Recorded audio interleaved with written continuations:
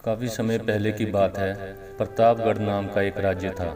वहाँ का राजा बहुत अच्छा था, मगर राजा को एक सुख नहीं था, वह ये कि उसकी कोई भी संतान नहीं थी और वह चाहता था कि अब वह राज्य के अंदर किसी योग्य बच्चे को गोद ले ताकि वह उसका उत्तराधिकारी बन सके और आगे की बागडोर को सुचारू रूप से चला सके। और इसी को देखते हुए राजा ने राज्य में घोषणा करवा दी कि सभी बच्चे राजमहल में एकत्रित हो जाएं। ऐसा ही हुआ। राजा ने सभी बच्चों को पौधे लगाने के लिए भिन्न भिन्न प्रकार के बीज दिए और कहा कि अब हम 6 महीने बाद मिलेंगे और देखेंगे कि किसका पौधा सबसे अच्छा होगा। महीना बीत जाने के बाद भी एक बच्चा ऐसा था जिसके गमले में वह बीज अभी तक नहीं फूटा था, लेकिन वह रोज उसकी देखभाल करता था और रोज पौधे को पानी देता था। देखते ही देखते 3 महीने बीत गए। बच्चा परेशान हो गया। तभी उसकी माँ ने कहा कि बेटा धैर्य रखो, कुछ बीजों को फलने में ज़्यादा वक्त लगता है। और वह पौधे को सींचता रहा। 6 महीने हो गए। राजा के पास जाने का समय आ चुका था, लेकिन वह डरा हुआ था कि सभी बच्चों के गमलों में तो पौधे होंगे और उसका गमला खाली होगा।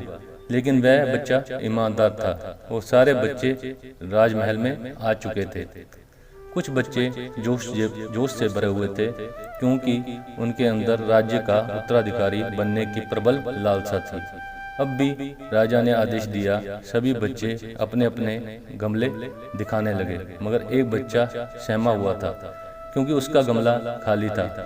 तभी राजा की नज़र उस गमले पर गई। उसने पूछा, तुम्हारा गमला तो खाली है। तो उसने कहा, लेकिन मैंने इस गमले की 6 महीने तक देखभाल की है।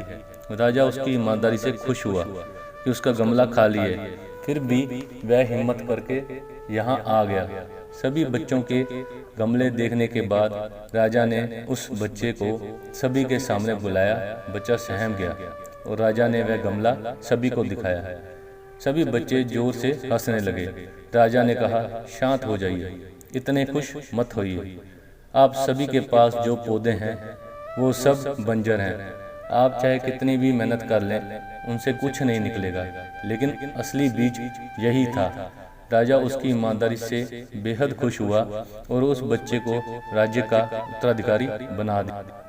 लेकिन दोस्तों, हमें इस कहानी से सीखने को क्या मिला है? मेरे हिसाब से अपने अंदर ईमानदारी का होना बहुत जरूरी है।